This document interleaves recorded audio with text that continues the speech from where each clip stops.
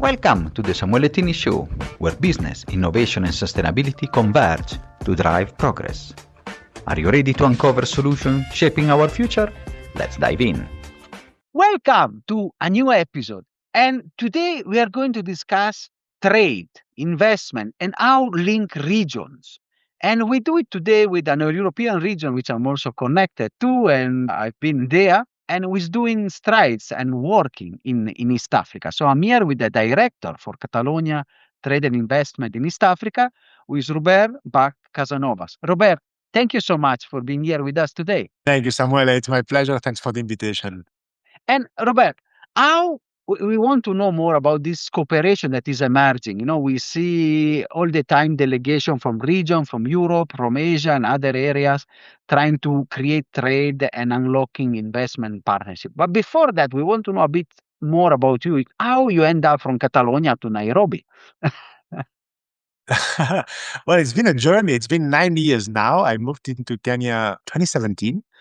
And basically, I came to set up an office of this organization where I work for, Catalonia Trade Investment, which is a government agency from the Catalonia region in Spain, with the head office in Barcelona, that supports our private sector, the private sector ecosystem, to do business overseas, to be more competitive, to do innovation with international partners.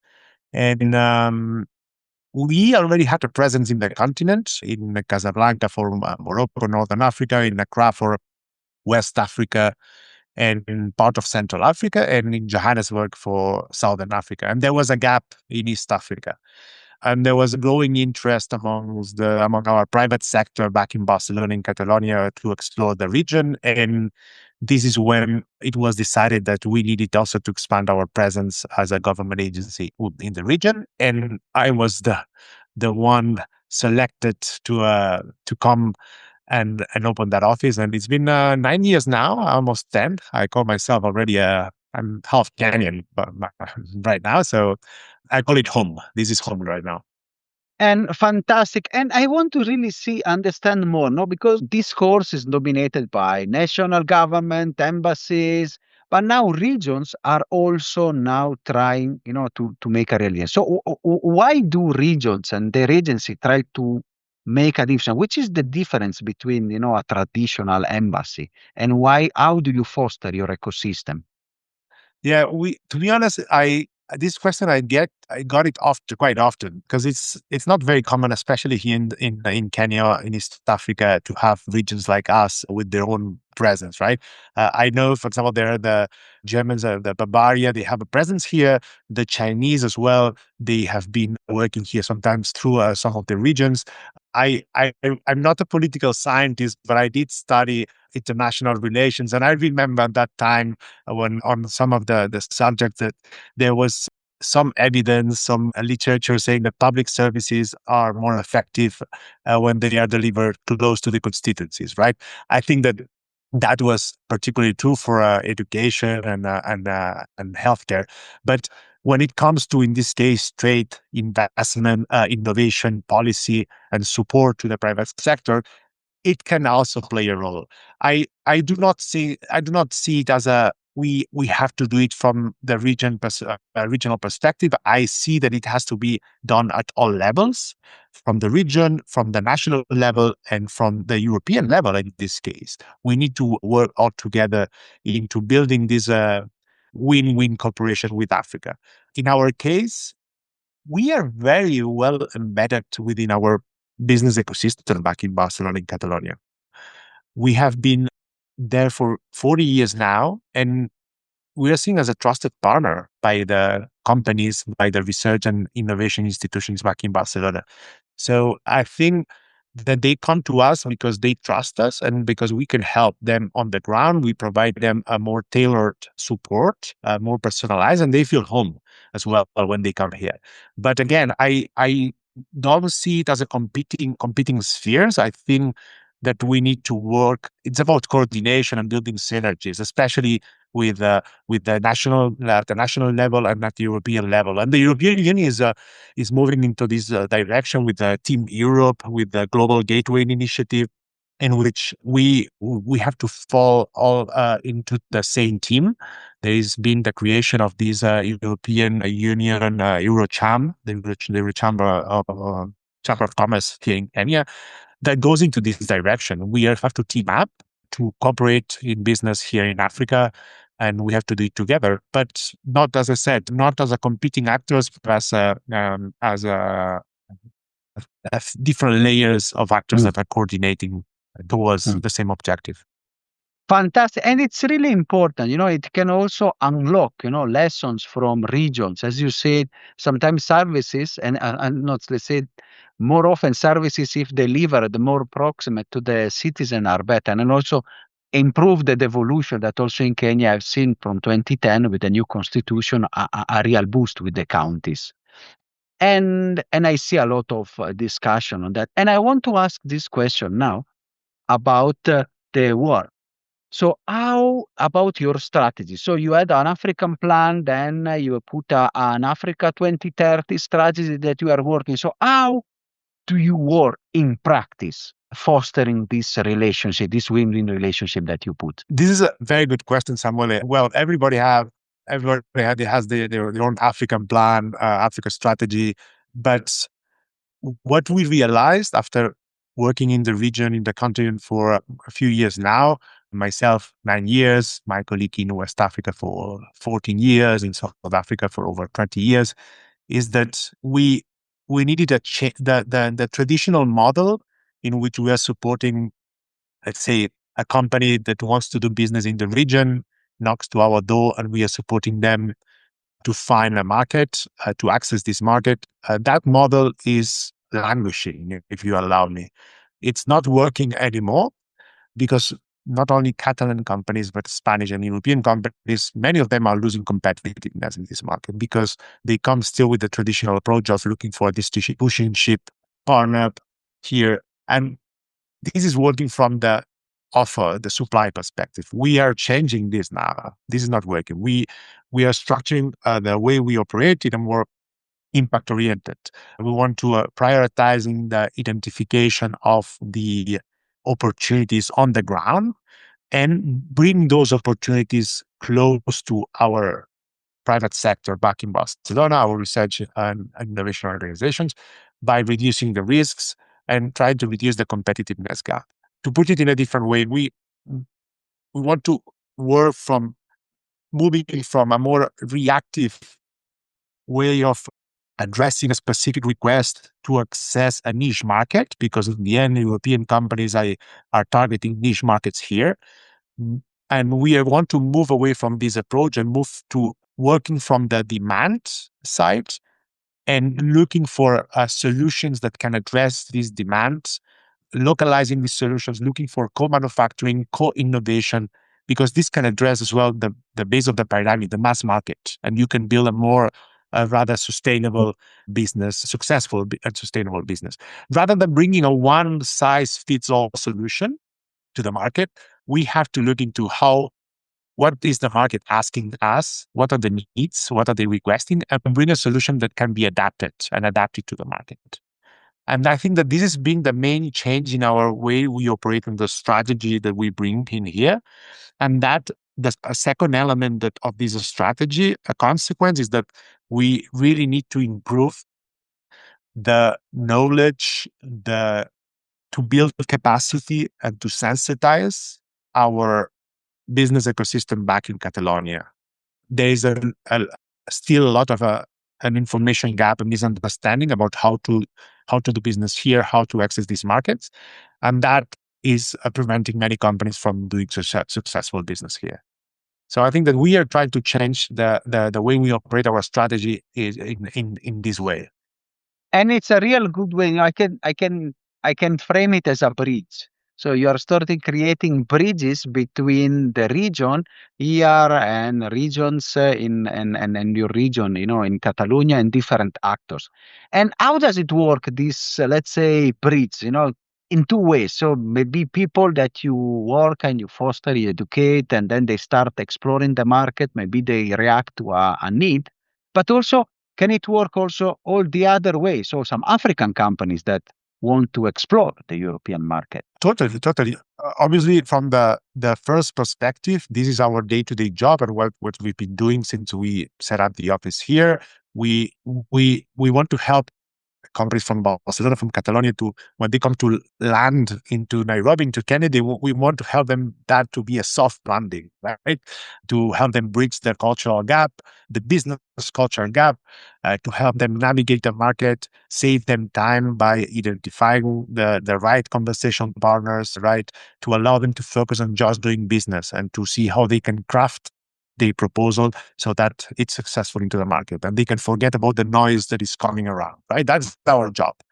But at the same time, and that's linked to the previous question, it's how are we helping as well Kenyan or other East African companies to Barcelona and Catalonia, Spain and Europe. We are encountering Kenyan companies start from startups that they have a concept node, they have an idea, they want to do a pilot, and they need for some support to implementing it, to also local champions, local companies that are champions in their sector that are looking for improvements in their business. They want to expand their business line. They want to solve some of their pain points. And we propose that to identify solutions. Maybe we will be able to find partners back in Barcelona. We help them screen potential partners that can meet their solutions, assessing their needs, exploring whether we have those solutions back in Barcelona. And I think that a third element that we are trying to bring in is that, okay, we have the opportunity. We try to identify the funding as well that can bridge that gap. And we go then to Barcelona and explore who can bring in their capabilities into that equation. Okay. Having said that, then there is the last element of a Kenyan African company that eyes Barcelona, Catalonia, Southern European markets. Definitely, we help them if they want to expand their business into our region. Barcelona is being chosen as a base for many companies that are eyeing Europe or Southern Europe as a market. But it's true that on my day-to-day work, this is not a request that I receive very often. It's rather the previous one in which we can find a technological partner, a business partner to do something together here in Kenya, and we help them identify solutions and funding that can come from Barcelona and Catalonia. And so that is also because, the market here, the East African market is huge. So, of course, if you want to expand, have a base in Europe, fine. But of course, here the market and the needs and the booming population is here. And on that, I want to talk about sectors. Let's go into practice a bit. So, which are the sectors that within your years now in East Africa that you have seen that really, wow, these are the ones that get more traction? And can you share some examples of successful, let's say, partnerships? Yeah, I think let me put it, I think the digital services or digital in general as a horizontal sector is what has maybe captured my attention since I'm here. And this could be on digital health, this could be on fintech, maybe specifically on fintech. We are having more and more companies from Barcelona and Catalonia that are in the digital sphere that are exploring these markets. We've been working with software companies that are developing specific ERP systems for agriculture businesses, digital health platforms that are looking for partners to bring their platform and adapt it to the local existing digital health initiatives that are here, and also in fintech. And maybe let me put some examples on fintech, because this is the one that maybe since I came here was the one that captured most of my attention. Here we have M-Pesa, right? M-Pesa is one of those most well-known brands from Kenya worldwide. And when I moved to Kenya, that was one of the first things I did was to get my M-Pesa account, right? And I realized that Kenya is very eager to adapt new innovations, right? Kenyans, they like to try and test. If it's not working, they will discard it, but they will try it. And in fintech, there has been an embrace of these leapfrogging technologies, right?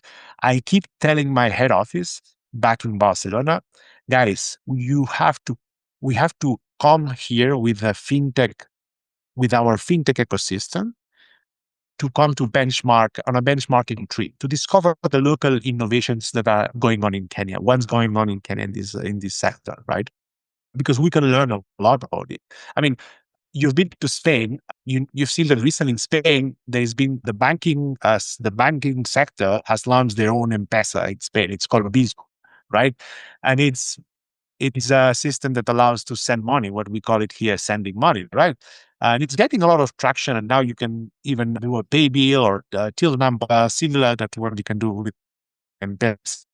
But I remember back in my early years when I was in Kenya, every time that I would go to Barcelona, I would feel like naked without my M-Pesa. I would feel like, wow, I have to bring my wallet with me, which in Nairobi, I don't use it because I need to pay with my card, right? So I was like, wow, how advanced are in Kenya in comparison to us in terms of financial fintech instruments, right? Last year, we organized a session in Barcelona in which we were connecting our fintech ecosystem with the Kenyan one. Actually, this was in the framework of a collaboration we have with the business school, very well known in Barcelona, called IES Business School, that has a strong relationship with the Strathmore Business School here in Nairobi.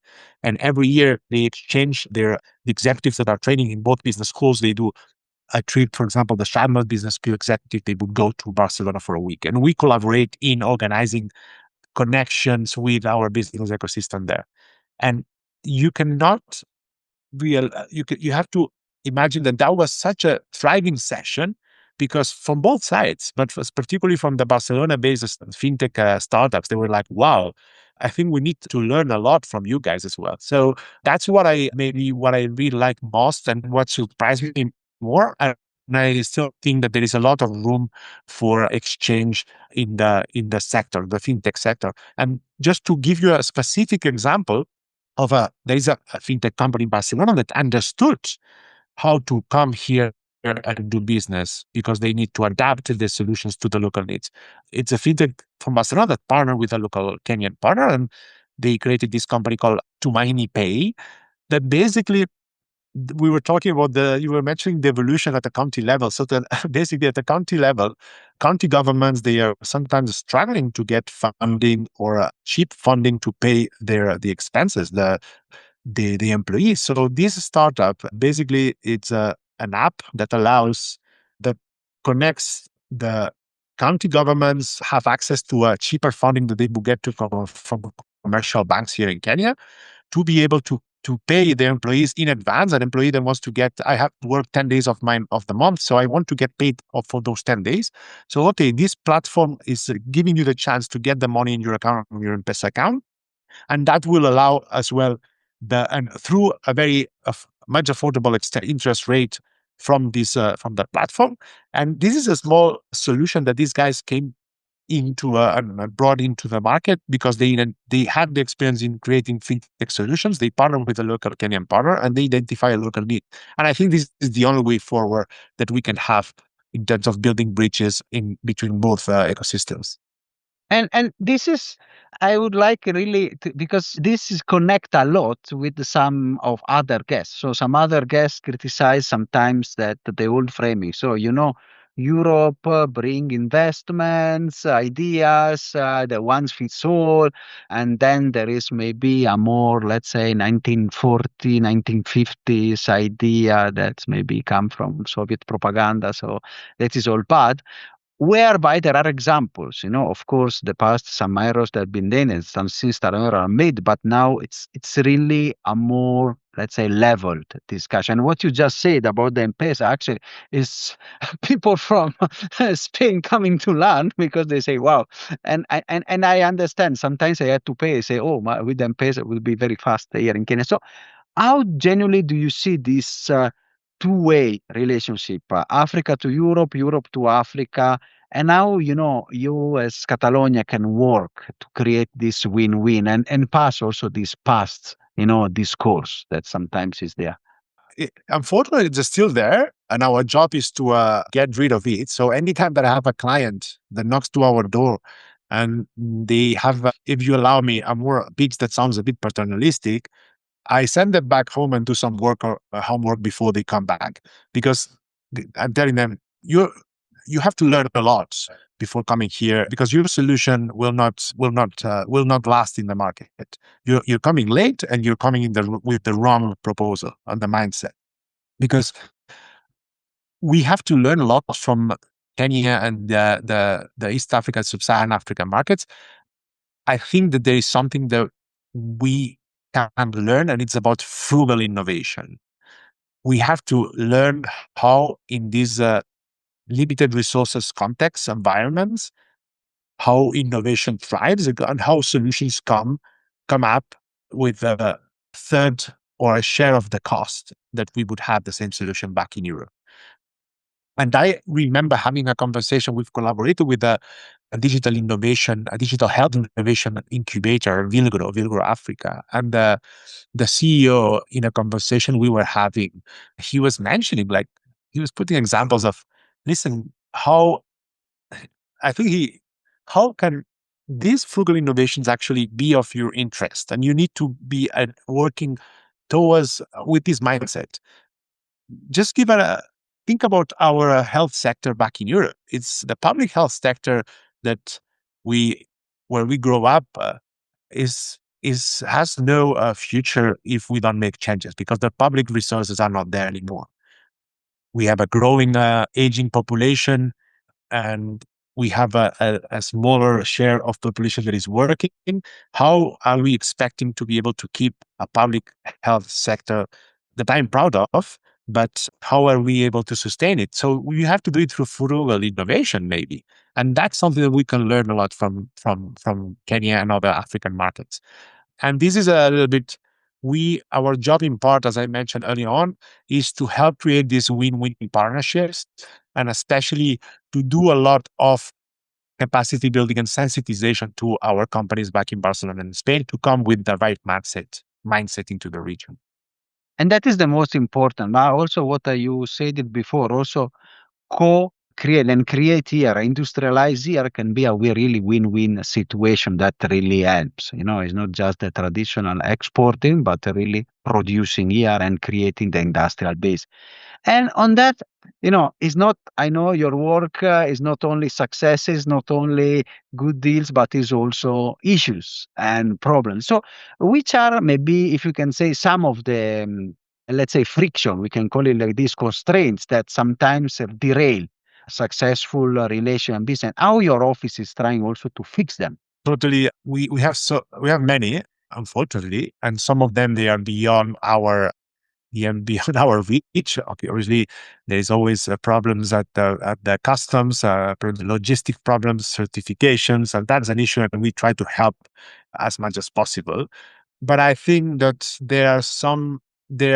I would have three key frictions, as you put it, that we try to address on a daily basis here. And the first one is coming back to the information gap. There is a strong risk aversion from our private sector, our companies, to invest here or to come to the business here. And they are missing a huge opportunity. And this is because they don't have the right context about the market and how to do business here. So I think that our job is, one of the most important parts of our job is to try to help them understand that there are risks, because they are real. I'm not saying they're not, but that they are manageable. And that's what there are other countries that come to the business here feel more comfortable with the context they find here, but not Catalan, Spanish, or even European countries. So that's a first friction that we find. It's the information gap.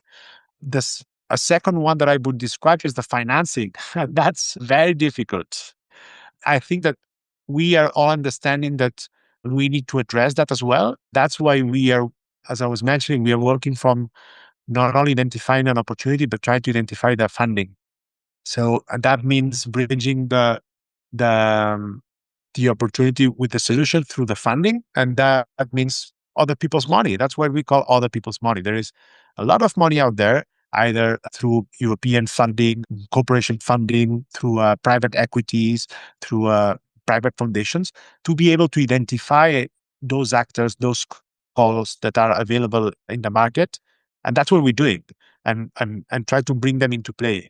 Hopefully as well, we will be able to bring our own money. We haven't been able to do that for ages. Our own cooperation has been looking to another side, not working together with the private sector development, as many other countries are doing. And finally, I hope that in the near future, we'll be able, I'm optimistic, to work together also to bring our own funds to bridge that financing gap as well. Okay. And then a third element, a third friction that we are fixing is the fact that the companies are not present here, and you need presence in this market. It's a very you need to be here. You need to talk to your partners. You need to be in contact with them regularly. Many of our companies, they come once a year here or once every 2 years, and then they forget or they claim that, oh, I have not received any feedback. People are not answering my emails, my calls, because you have to be here on a regular basis. You have to be present. And that's what we do on a daily basis. We represent our companies during a short period of time until they are able to be present regularly here with a permanent basis or with a regular like visits. But that's the presence is what we are also, I think I realized I was not giving the importance that I give it today, that's one of our main added values, that we are providing presence to our private sector so that their lack of investment in traveling, in setting up an office here can temporarily be fixed by us. And those are three critical, and important constraints that you're trying to remove. And especially the second one, the funding, it's really important because that's where, the buck stops. Sometimes there is a lot of discussion possibility, but if we cannot find real funding and real unlocking, the work, most cannot be done. And another discussion is about sometimes there is a lot of when you talk with Kenyan youth, there is a lot of willingness to what is called talent mobility. A lot of young people say, oh, we want to travel. Some people, as you say, you're already doing so. Which are you also working in this internship, executive program, university exchange that really create bridges, not only between companies, but also between people and talents that can move and also foster, maybe and reduce the knowledge and reduce the this gap that sometimes you can still see. Totally. I totally agree. And we are working also in that area. I mentioned earlier on, we have two actually business schools that are very well renowned in Barcelona. One is IESE and the other one is SADE. And we collaborate with both. And as I mentioned, IESE, for example, every year they not only receive executive from Strasbourg Business School, other business schools from the continent, but also they send their own executives that are training back in Barcelona. They send them here. So there is an exchange, something that is happening both ways, not only one way. Young executives that have been trained in Barcelona that come here to work on business cases, to learn on the business context here. And that's crucial. That's very important. And we are also supporting IESE, for example, in that case, in that the African executives that are trained in Barcelona, that they don't remain in Europe then or go to the US for business opportunities or employment opportunities, that they come back here to develop their career here. And this is something that is growing, and we are trying to provide our small support to IESE on this as well. We did also have a program in the past. It was called Technio Spring, and I thought it was great. It was very interesting. It's not currently ongoing. I hope that it will be resumed soon. But it was about postdoctoral researchers exchange programs. We were funding researchers from Africa, from anywhere in the world, actually, to come to spend a year of their postdoctoral research in a research technological center or a private company on a specific project. And we were funding also researchers from Barcelona, from Catalonia, to come to Africa, other countries, to do a research project within a technological center or a private company here. So that was a very interesting and successful program. And I think that we need to build more bridges, talent bridges, right? With either executive from business schools, with the researchers or postdoctoral researchers that are doing applied research, etc. I think that this is the way forward, definitely. That is so important because it will create those bridges even between people, understanding and opportunities that will also, create win-win partnership with the people. And I come out of this episode with a lot of wonderful food for thoughts and a lot of lessons that really also destroy the typical myth. It's just Europe sending things, and then and companies they have, oh, we just try to sell the latest piece of equipment. No, it's a totally different mindset way to approach market if you want to be successful. And being present, being there, understanding it, and also maybe learning. It's really that successful strategy. And before to leave, I want to ask you, since you have now been in the market for 9 years, let's say, you understand the left, right, and center how to do business in East Africa. Which are the pieces of advice from Robert for people that they want to do business, invest, and work in this area? You have to come here. You have to don't be scared. Be here with an open mind to discover things. I see many clients that come here. I have to sell this product. I have to find this type of partner because this is what we do. No, this is not the right approach. Come here with an open mindset.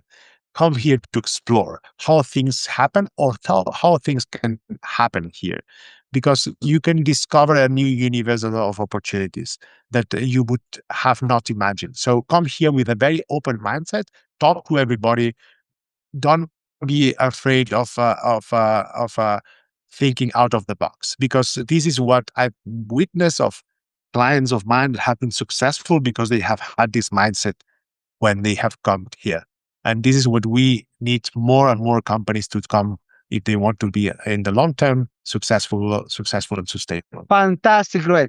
Thank you so much for this wonderful and insightful episode, and we wish you and your team at ACCIÓ and the Catalonia Trade Investment really a success in creating those bridges and more company and more win-win situation relationship between Kenyan, East African, and Catalonia, in this case, companies. Thank you so much. Thank you, Samuel. Thank you so much. Are you satisfied after this wonderful episode? Let's continue together our sustainability journey.